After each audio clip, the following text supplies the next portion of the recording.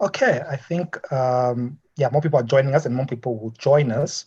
But while we're letting people join, allow me to welcome you to this EdTech meetup, the final one we're having for this year. We have had, if I'm not mistaken, we've had 3 this year. So the EdTech meetups are in conjunction with Ingenie, which is the first EdTech incubator in South Africa. And in partnership with them, we have this EdTech meetups at least quarterly.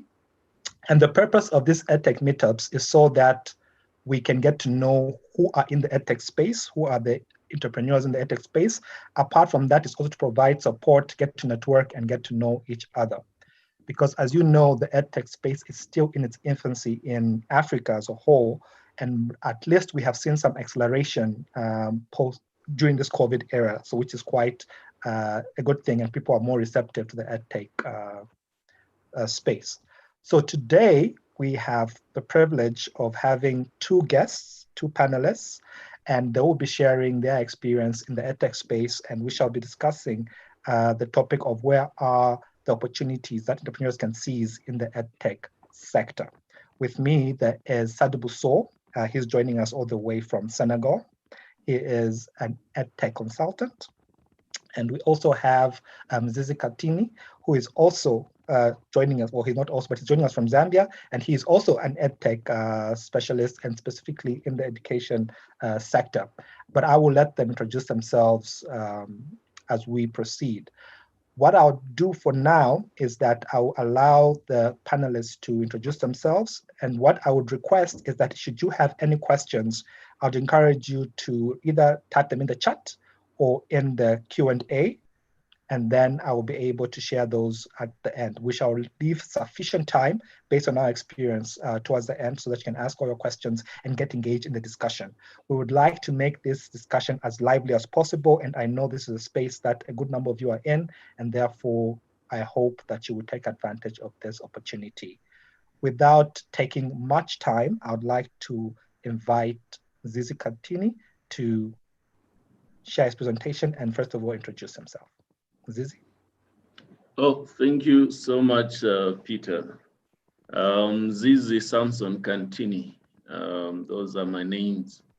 I am an educationalist in the development field and a cultural historian, and I'm an artist as well. I'm a poet. And I'm coming in as myself, though I work for the Zambia National Commission for UNESCO. I am the person in charge of all the communication and information, which certainly combines the education and the ICT related matters. I'm going to simply quick share my thoughts about the question that is before us today. And I want to begin by saying that I am here understanding EdTech as a combination of IT tools and educational practices aimed at facilitating and enhancing learning. So it's not just facilitating learning, but enhancing learning that is making more personal, more interactive, and more exciting. And with this, I want to believe everyone who is listening to us today know that this is a sector. And like any sector that we have today, it requires entrepreneurs. And I'm here using the word entrepreneur to mean innovative problem solvers. So not just problem solvers, but innovative problem solvers. That may be doing that for profit or for fun, but basically they're solving a problem innovatively. So for this reason, I want to say that the question that underpins this meter of the question of opportunities which these entrepreneurs, these innovative problem solvers can seize, lies in a very simple answer for me. If entrepreneurs are innovative problem solvers, the answer is that it is where there are problems, is what the problems are. This is where we have the opportunities. So the question is what and where are the problems in this sector? Because it is what these problems are that entrepreneurs can use to find opportunities, to create opportunities. So I'm going to simply highlight 6 identifiable problems. These are kind of cross-cutting. but they are, of course, vulnerable to issues of context. The first one is the issue of accessibility. Nationwide, as Zambia, as a continent, Africa, and as the world, we are still having a problem of internet connectivity and affordability. We know that not many people are able to access internet. Recently in this country, Zambia, to give an example, the mobile telephoning companies were actually penalized for not being able to provide good internet to their mobile subscribers. So this is a problem that we have. And this problem is not going anytime soon if entrepreneurs don't go into it. The next area of interest for entrepreneurs is the issue of adaptation. By adaptation, talking from the education point of view, I'm talking about the content. When you see the internet, when you surf through the web, you realize that there is a growing uniformity of the content. It is as if people are duplicates one of another. We are having this kind of similar content everywhere. While the essence or the principles may be the same in particular content areas, but we live in different contexts that require adaptation. Recently, as a country, for those who have been following developments in Zambia in the education sector, we've had the problem of comprehensive sexuality education. Anyone who knows CSE, comprehensive sexuality education, is not new to Zambian cultures. It has been there. All cultures have that. But the issue is that the way we teach comprehensive sexuality education in our cultures is not the same way that other countries that are financing this agenda do teach that education. So there is a problem of adaptation. That's what I'm talking about, content adaptation. So it is a very fertile ground, fertile area that entrepreneurs can tap into. The third issue is the issue of skills in terms of technology skills. We know that we have those people we are calling born before computers. Then we have those people when it comes to education, they know how to deal with IT, but when you bring in the aspect of learning using IT, it becomes a challenge.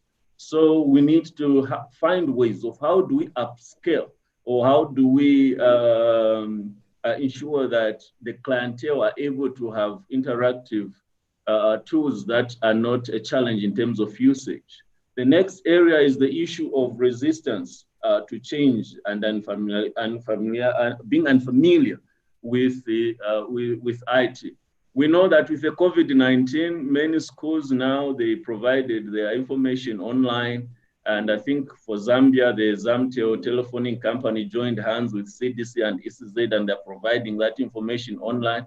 But there's been a certain feeling because some people are used to the book learning. They are used to being in a classroom where they are many, where they learn with other people around them. They enjoy social learning as with physical contact. So there is that kind of resistance that is there, which is affecting adoption. So we have then to think about how do we make these tools we are using to be able not to kill this feeling we have as human beings. We love to be live with each other, to be in contact with one another. We have to look at that. Then the fifth area is the issue of infrastructure. We know that with technology, we need gadgets, particular gadgets that we have to use. And when we're talking about internet, we are talking now fiber optics and other services that are there, high-speed computing and stuff like that. The infrastructure is still a challenge for countries like our own.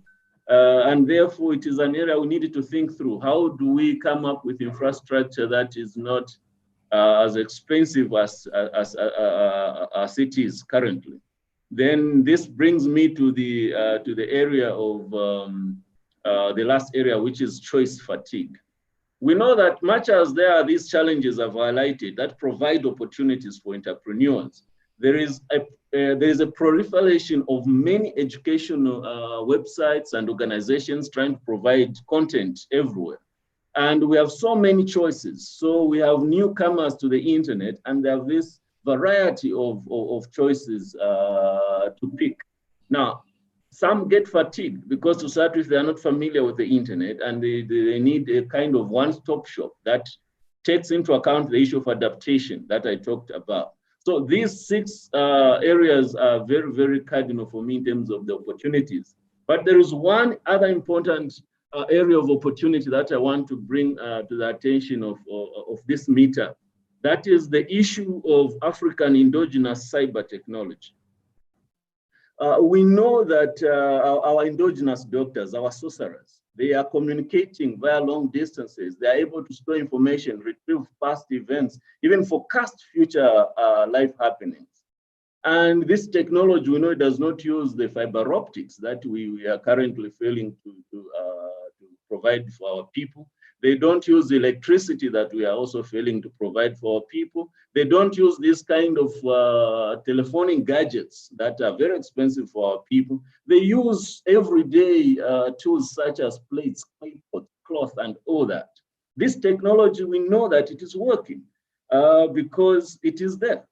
But of course, the human blood associated with this technology is making many of us to be afraid of it, to try it out.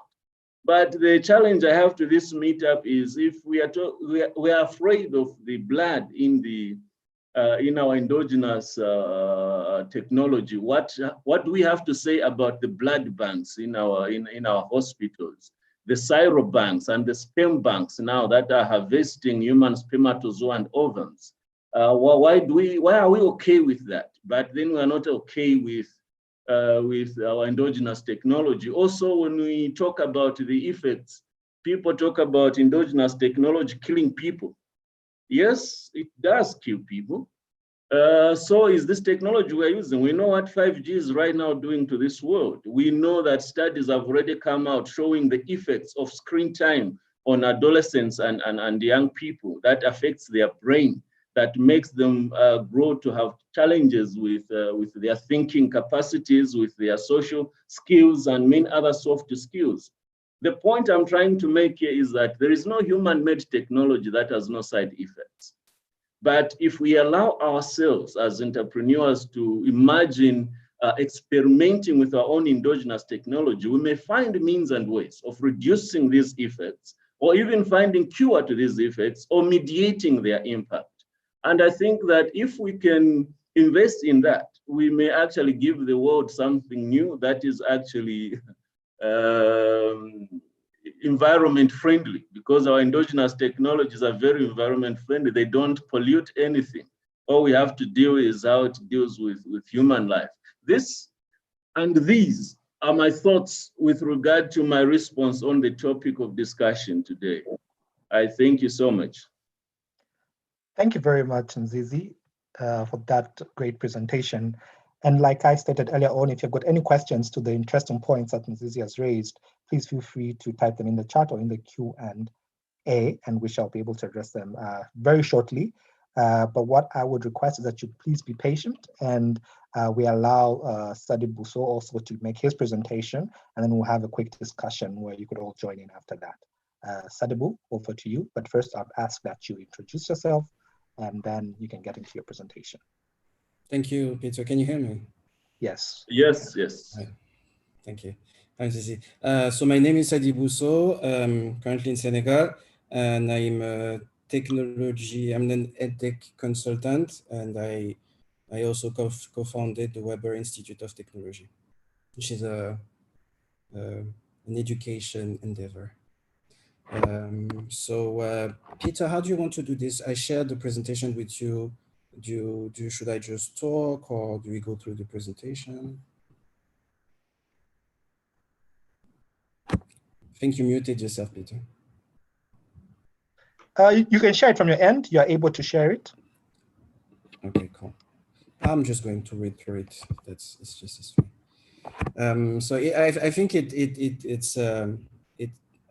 ties in well with the points that MCC just mentioned.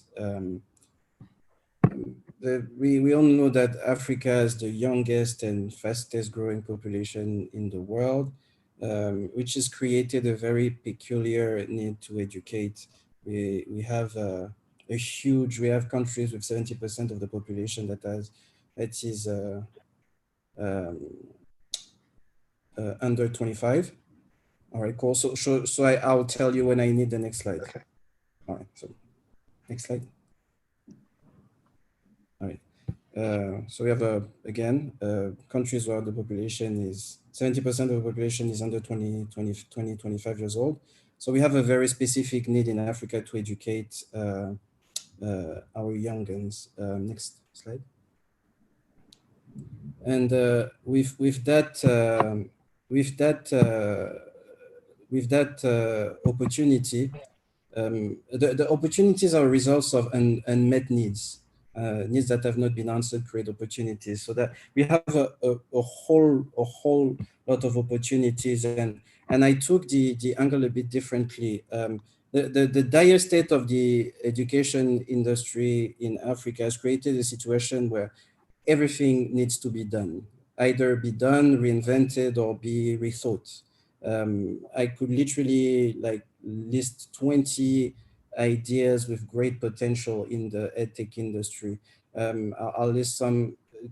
You've heard of the obvious initiatives like Mzinzi mentioned to improve connectivity, for example, for students. Some more creative or outlandish ones where remember one where we're talking about using devices to do some dietary consulting for better concentration in classes, because in some countries, students in the morning have very hearty meals, and then they come to school and they're all sleepy. So the idea here was to provide parents with dietary needs for students so that they could concentrate better in school through their terminals. I thought it was really interesting, very creative, and I thought there was a market for it. And you have some more conventional ideas like providing tablets that are loaded with EdTech software or things like that. I sincerely believe it's harder to come up with a bad idea than with a good one. Such is the situation. We have so many things that need to be rethought, reinvented, that need to be done in the education industry that I believe it's really harder to come up with an idea that is not going to work. What is easy though is to implement the wrong way, is to implement your idea in Africa and not do it the way you're supposed to. So I'm going to try and be helpful by providing some tips on how to implement. The issue also to try, I tried to list ideas, and I thought having had entrepreneurial endeavors in a number of African countries, I realized that the markets are so different. What a great idea in Senegal will fail in Congo and will work in Benin, but not in South Africa, and so on. So it's really hard to imagine, to list ideas that will work everywhere. At least I think. I'm hearing someone. I'm hearing some noise. I hope somebody is not muted. With that in mind, it's what I will focus on are some unfortunate constants. We have some things that we share all around the continent, bar one or two countries, that I will focus on and try to get provide some tips related to those contents. For instance, we tend to have poor connectivity all around the continent. We tend to have a low spending power. We tend to have slow market adoption for innovative ideas and projects. We have a severe shortage of educators, which is not an Africa-specific issue, but it's an issue that is really felt on our continent. Our curricula are often outdated, unfortunately. We have very high unemployment rates, and we also have a lack of funding opportunities. Again, bar 2 or 3 countries, be it South Africa or now Nigeria a little bit, or Egypt, countries that have some funding opportunities. Most of the continent don't have that. So with all that in mind, next slide, tip number 1. My tip number 1 is to try to answer real needs. Next slide. So Africa is a notorious early and avid adopter of technologies which answer its real needs. I think you should ask yourself, is your project fixing a problem, or did you create a solution to a problem that does not exist in your community? It's often the case that you'll think of a great idea that will work for you, but it won't be something that your community needs. It's an issue that many initiatives have noticed in not only in the edtech industry, but all around. I've noticed that that's something that people often do that unfortunately leads their initiatives to die a slow and painful death in Africa. I wrote a small example there. It's not in the edtech industry, but you'll see often in the e-commerce industry, people will come up and bring a lot of money and a lot of expertise to try to be the leader. And in this example that I wrote, is Cdiscount is one of the world's biggest e-commerce platform, especially in Europe. Came to Senegal, a lot of money, and tried to answer needs that were not there. And you have this other Expat Dakar, which is basically just a classifieds platform. It's a good example of how you try to do something without realizing what the community really needs. All right, next slide. I could speak about that for days. So tip number 2, find land that has already been plowed. Next slide, I'll explain myself. Data shows that startups in Africa tend to succeed on land that has already been plowed. Being first to do something is often bad news for some reason. People will try to innovate just for the sake of it, just to be sexy. It's often the case that to have an initiative, again, this is not specific only to the edtech industry, but the example that I gave, I'll start with OLPC. I think we all remember OLPC, one laptop per child, that initiative that a number of years ago offered to deliver laptops to children for $100. It's it no longer exists. And it sounds good on paper, but back then, and the laptops were very sturdy, and I think they even have that the possibility to charge them through solar power, and it did not work because I believe they were too early. They were too the market was not ready for it. If that initiative came today, it would have a lot more chance to work because a lot of people have already tried and failed. So that's what I mean when I say find land that has already been plowed. It's trying to innovate just for the sake of it, or just to feel for your ego to I'm the first to do something. For some reason, it tends to fail in Africa. All right, next slide. I think I'm eating into my 10 minutes. Just remember that parents hold the purse. Next slide. As sexy as our idea is, remember that, and the example speaks for itself. At the Weber Institute of Technology, I was really excited because I play a lot of video games, even at my age. And I look at, and I see in the attendance, there's a good friend of mine who is somebody who you absolutely need to talk to about gaming in Africa, Frank Sikaladzo. I'm excited. I was excited to launch a bachelor in gaming because you'd see around the world that a lot of people make a very, very decent living from just playing video games. But I think I'll have a hard time convincing parents to give me money for their child to come to my school to play PlayStation the whole day.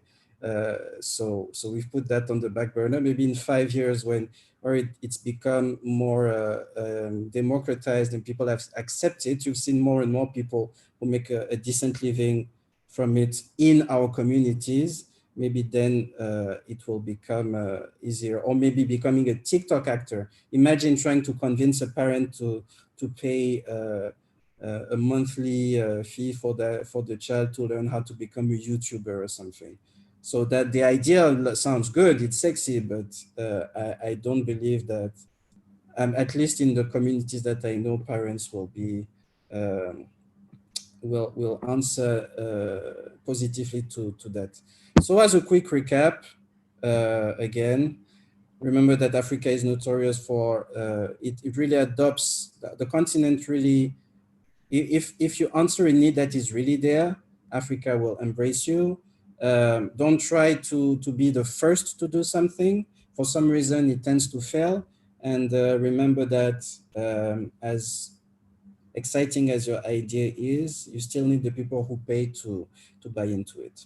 Thank you.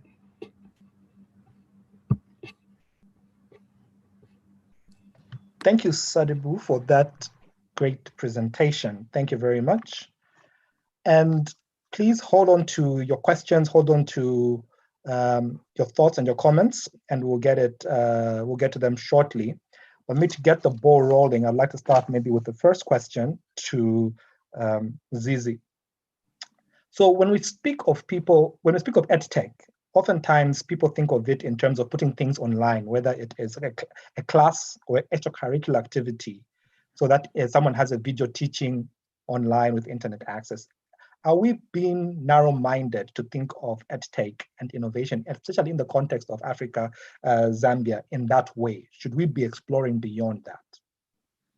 Certainly, we are being limited when we simply think of EdTech as internet, online, because we know that there are offline computer technologies we have to use. PowerPoint, for example, in the classroom, where you can even show videos that you can get from elsewhere, or you can create from somewhere else.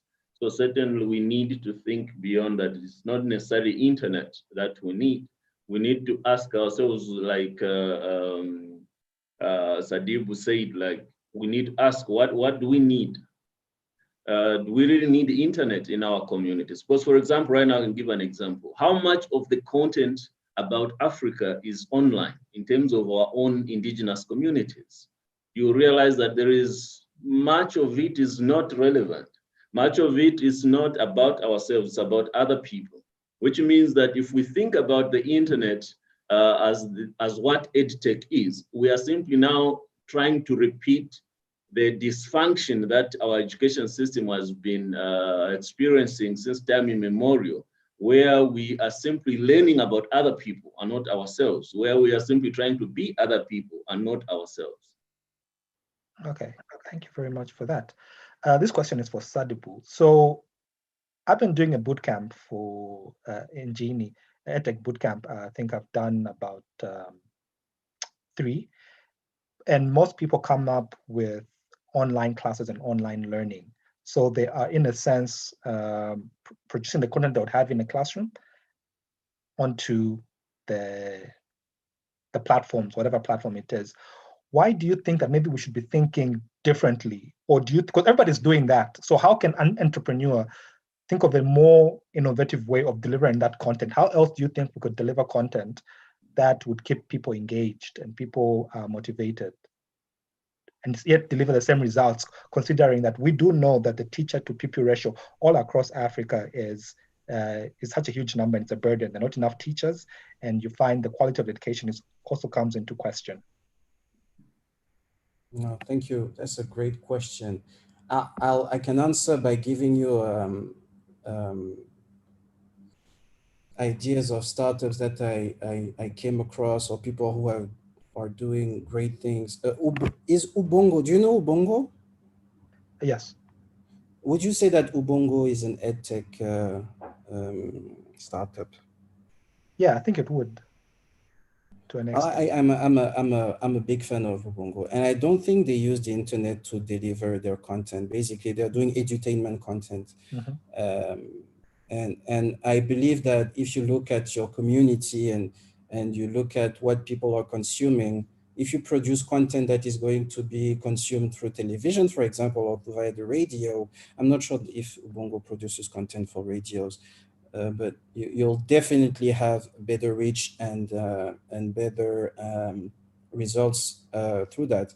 I also will give an example of a startup in Senegal that basically built USB keys and installed content on the USB key that was then sold, and all the classes that you need were in the USB key with a software that would allow you to, without the internet, to have access to classes.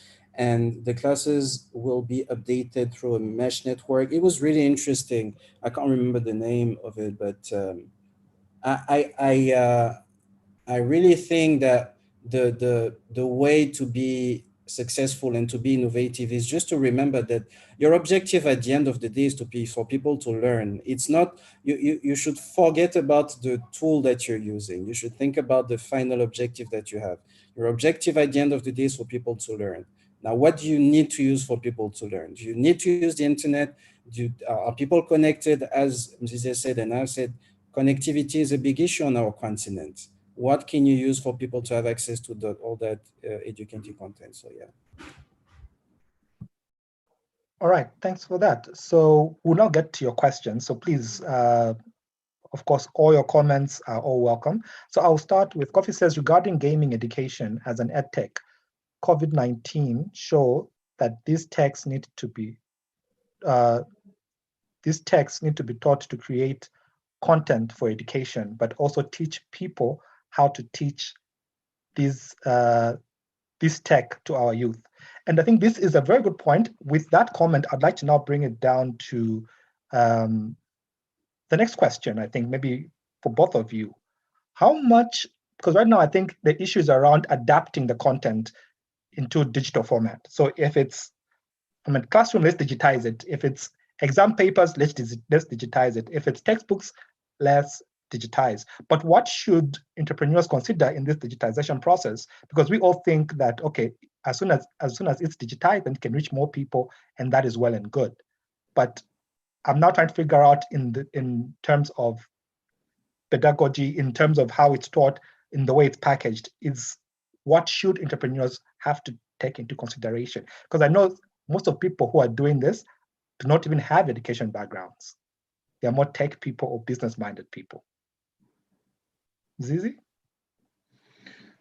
One of the challenges that I have found with EdTech, especially beginning with when the MOOCs were like the in thing happening, and we had the Khan Academies, taking the lead and all that, was this naive thinking that to use technologies to simply transfer the classroom environment and digitize it.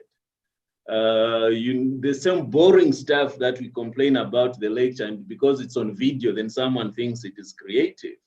And I was always like, no, I think if this is EdTech, then we should not even think about it. So it's not just digitizing the normal learning process we know of. When you bring in any technological gadget, you have now to think about the interactivity of that gadget with the person. How has it now become part of the process of learning itself? So to do that, then it means that you need not just the tech people, you need not just the pedagogical experts, you need this whole range of teams of people. The psychologists have to be there, the cultural experts, you need to come together. It is, what technology does is to force us to do what we do better as human beings, that is working together, collective intelligence. So you need all these different aspects of people to come together and say, how do we make this better? So this is the challenge. You find that many of these initiatives, like just digitizing books, examination papers and all that, that's boring stuff. And I wanted also to indicate that when we talk about gaming, for example, it's now that many people are talking about gaming, but going back to the issue of culture I mentioned, we've always had games within our cultures, and very exciting games, and which use different technologies. The trouble also, when we talk of technology, people are not thinking of a marble as a technology. They're not thinking of a stone as a technology. The concept of technology is so colonized. We need to decolonize and do what do we mean when we say technology.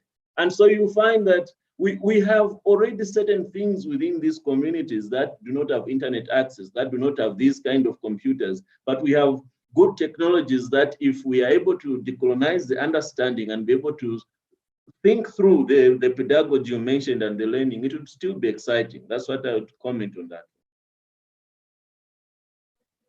Okay, Sadibou, you'd like to add anything? I got lost into Mzizi's answer. It was so good. I have nothing to add. I agree 100%. Okay, great. So Kessler says, based on the current education standards in terms of time taken for Africans, Zambian, for example, I think it takes too long to get an education for a period of 17 years from grade 1 to grade 12, then university. Or more, how can EdTech come into reducing that time that it takes to get educated? May I jump in here? Yes. I think that's an amazing question. The the the That's another way how education needs to be rethought. Basically, we needed people to have we had a limited amount of educators, so we needed people to be in a certain space, have access to that educator for a certain amount of time because there was a curriculum that was agreed on. So people needed we it was thought that basically to learn grade 5 mathematics and French and English and so and so, this is what you can accomplish over 9 months.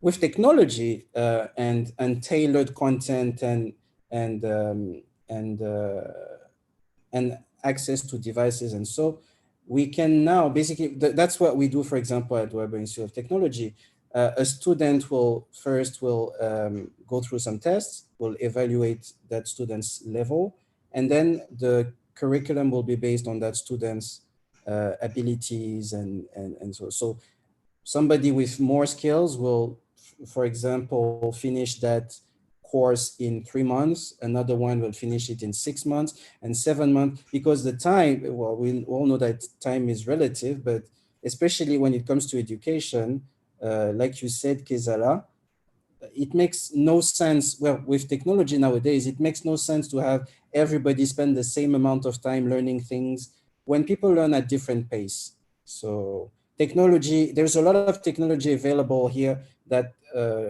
could already allow people to go through classes differently, but we really need to have we need an extra level of revolution. I don't think COVID was still here. COVID has shaken the world enough for that to happen yet. Zizi, I see you smiling. I'll allow you to comment. No, I like the points that Zoe is bringing up. I agree with him that there is no justification why I should take 7 years to finish primary or 5 years secondary or 6 years and all that. What we need to appreciate is the philosophy that governed the education system we are following. It is founded on a system of bundling information, and technology has helped us because it is unbundling that information.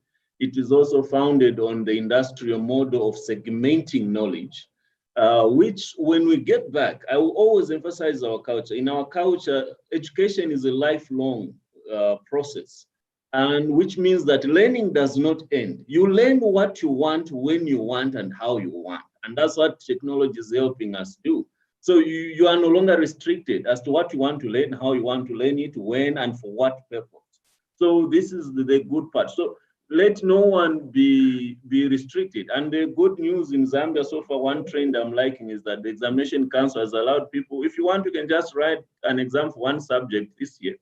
And then you wait and write maybe for another next year, like when you want, and later on they'll combine and say, oh, you have this certificate. I feel that it is already a good sign that people are realizing that the old thinking can no longer hold, and the old thinking is actually restricting our capabilities. Okay, great. So we have another interesting question from Pusiwa, and she says, very interesting. My question is on how to classify your target group depending on kindergarten, students in high school and university, as well as rural target market. How would you create learning platforms for them?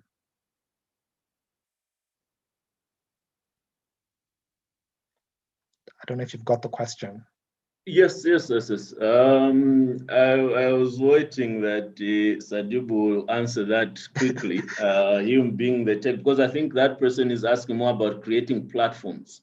In education technology programs, there are what they call learning environments for higher learning order thinking skills, where you try to segment people into these different categories. Personally, I don't agree with this idea of segmenting people. Like, okay, this one, because you are 1 year old, so you cannot interact with content for a 24-year-old. Who has said that knowledge is age specific? I don't think knowledge is age specific. I think knowledge is a neutral, it's age neutral. It has no ageism in it. So this idea of always trying to segment people is the old education system that is forcing us to think that. My thinking is that let information flow, let it be free. Let anyone who can decipher it, decipher it. Those who fail, they'll decipher it tomorrow. Just like that, that's how I see it. Couldn't agree more. Nothing to add, and couldn't agree more. Okay, great. Coffee adds on and says in Estonia, primary school students learned 3D printing in 2020, which I think is a good one. Yes, and this is based in Zambia. Someone would like to connect with you. So yes, he is based in Zambia. So another question from Professor. Mine, it's a comment. Coming from a background of having taught in rural government schools and working with both online learning and creating an off-grid kit that allows for immersive learning experiences via augmented and virtual reality, I have found that our narrow-mindedness as a continent is a major problem. We are too set on our belief of what a traditional school system must be. For example, the social e-learning platform I built has received very good results and revenue, while the kit has proved a bigger challenge to bring to fruition on our local setup. Funny enough, the kit has a better appeal to foreign partners, especially my take is that we need serious mindset change. Our fear to embrace new tech is the reason we lag behind as a continent. And I think Professor raises a huge point in that, for instance, his kit is getting much interest from foreign partners. So my question then, tying this in very, very closely would be, should we just be adapting everything that we see is working outside in Europe or in Africa? And perhaps maybe it's adapting in the right thing. Should we start from the ground and reverse engineer things, for instance, right? So for instance, you say there's e-learning platform, there's MOOCs. All we're doing is just putting it in our language or in our own context, but everything else is pretty much the same. Where the buttons are, how we access it is pretty much the same. What are your views in that context? If I may jump in here. Yes. I would love to learn more about the professor's initiative, but it's one of those that I feel that, again, when the technology is useful, Africa embraces that technology. When I've rarely seen a project that really answers a need in a timely manner, of course. If you are too innovative, sometimes you may find that the market is not ready for you, but it's more often the case, and data backs that if your solution really ticks all the boxes, as innovative as it is, Africa will embrace it. We've seen, I'll go back to the obvious example of mobile banking. We've seen how Africa has led the way when the rest of the world is still trying to figure out how to catch up when it comes to mobile banking. Education, I think, is quite similar. If you are proposing something that works in the Western world, for example, if you're talking about augmented reality, what type of what's the data consumption model of your device? Who is it? Is it way too complicated to get to grips with? There's a lot of questions that you need to ask. So I really think that, as you said, we not even reverse engineering. We just need to remember what is our objective. Our objective is to learn, to educate, and for people to learn. Once you have that in mind, just look around at the technology that you have. Do you have a radio? Yes, use the radio. Do you have a TV? Yes, use the TV. Do you have a cell phone? Is it a smartphone? Is it a dumb phone? Do you use USSD? We don't have to. I think trying to be sexy with your initiative, it will be interesting to people outside of the continent, because that's what they know, and they see something that's, oh, this is, oh, augmented reality, that sounds really good. Now, just remember that you, as many partners as you'll have, people on the ground still need to embrace your technology for it to scale. So yeah. Yeah, certainly, I do agree with the points he has raised. And I think the professor also raised the key point of mindset change. The issue in mindset change is that it is it's a broad concept. It's not just the mindset change in terms of embracing what is new, but also the mindset in terms of the points that Sadibu has raised of saying, this which we are adapting to, what is it responding? What is our need? And is it responding to our need better than the way we have been addressing that need? Because technology is always embraced if it is bringing an advantage that has not been there. But if it is responding in a manner that does not change anything, then people will just feel like, why should we take it on? Okay. Thank you for that. We've got a question from Nason. Nason says, I think there is quite a lot to think about. I totally agree with the 6 issues Mzizi has highlighted. While these issues are the same the West is facing, a clear understanding of them that depends on context is needed to break them down to a level that a solution could be created. Another issue is how we inculcate digital literacy in the curriculum to mitigate against resistance to change, for example. What do you, the panel, think about this? Yes, that's digital literacy. We haven't actually addressed that. So we assume just because we understand it at a different level, I think technology, it would be the same understanding for somebody in the rural areas. Especially when we go and think, this should make your life better. Why aren't you using this?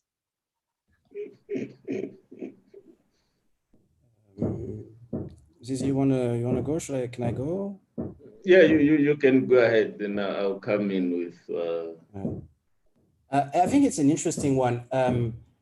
When you see the adoption, the rates of adoption of some technologies in the rural world, how I started using WhatsApp.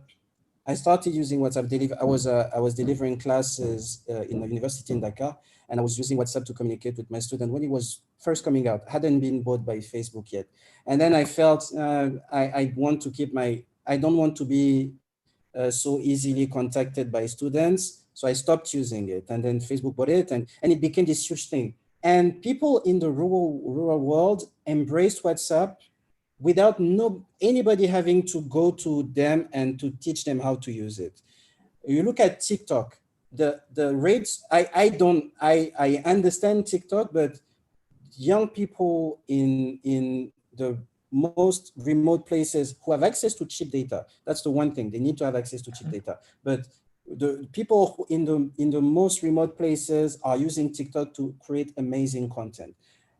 So my point in saying all that is, I believe there's a need to educate, to do some work around digital literacy for specific things, mainly digital rights and personal data, all those things. However, if your initiative allows people to do something and you have some sort of user experience knowledge, some sort of, if you are not creating a monster of an application that is absolutely horrible to use, and it's useful and it's fun, people will know how to use it. People in Africa absolutely know how to embrace technology and absolutely know how to use tools, again, if they're not too complicated. So yeah, I believe there's a need to educate around digital literacy for specific subjects, but I think if your initiative has, again, answers a need and is there is some sort of user experience behind it, it will be embraced. I wouldn't agree any much more. I have a 1-year-old son. This is when he's learning to say daddy and all that. You can switch around the devices in the house, the computer, the television, and all that. The guy can't say a word that, is sensible. And like I said, digital literacy, we need to move from the issue of consumption to issues of cybersecurity, issues of health, the risks surrounding that. Because like he has emphasized, when it answers the need, people learn it. It's as simple as that. Thanks. Maybe one final question. This is from Coffee. Do you think that our ministries are ready to, in education, change? Just an example, in 2015, we have virtual reality and gaming at e-learning conference in Ethiopia, African Union headquarters. So far, how many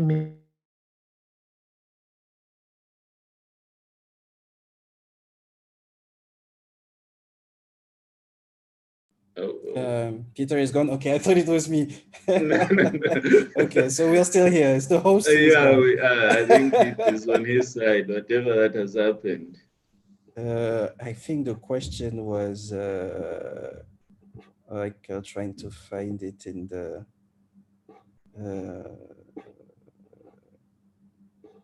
I can't find it.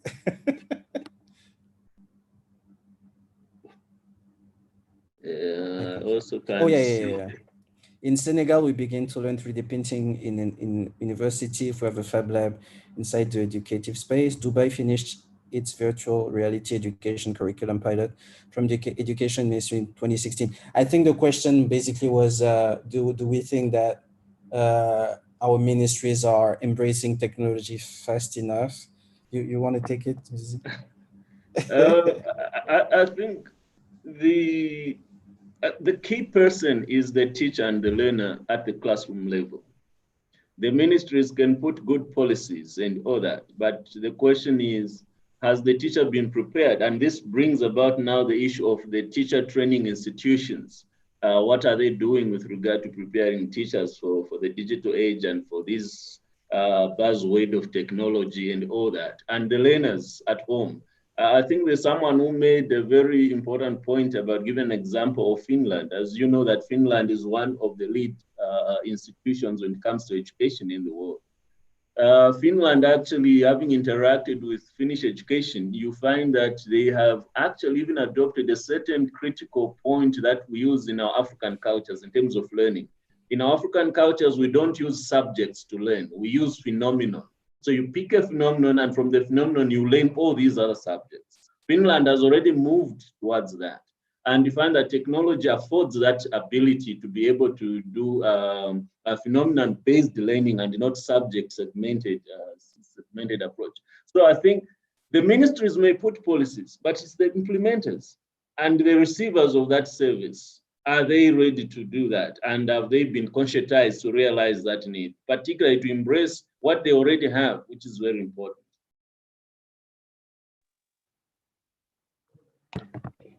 Agree, 100%. I've taken your job, Peter. Yes, thank you very much. Connectivity issues. Thank you for that. Maybe even just to wind it up, we only have about 2 minutes. What I'd ask then for you, Sadibou and Zizi, is to share what your wish is for the EdTech sector. What would you like to see?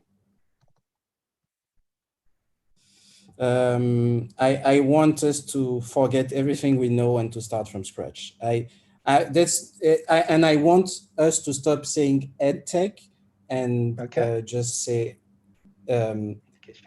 well, we can say EdTech, but I want us to stop saying e-learning and just say learning, because we don't say e-phoning or e-communicating when we use the phone to communicate. We just say communicating. We don't say e-cooking when we're using a microwave to cook. So technology is in our lives. still using to say e-learning it's still making it this thing that people are scared of. It's learning. So that's what I want. Okay.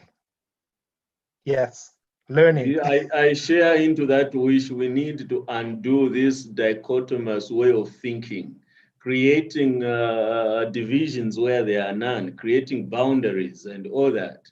It is always, of course, an issue of people wanting to be, I'm an expert in this thing, this issue of segmented expertise.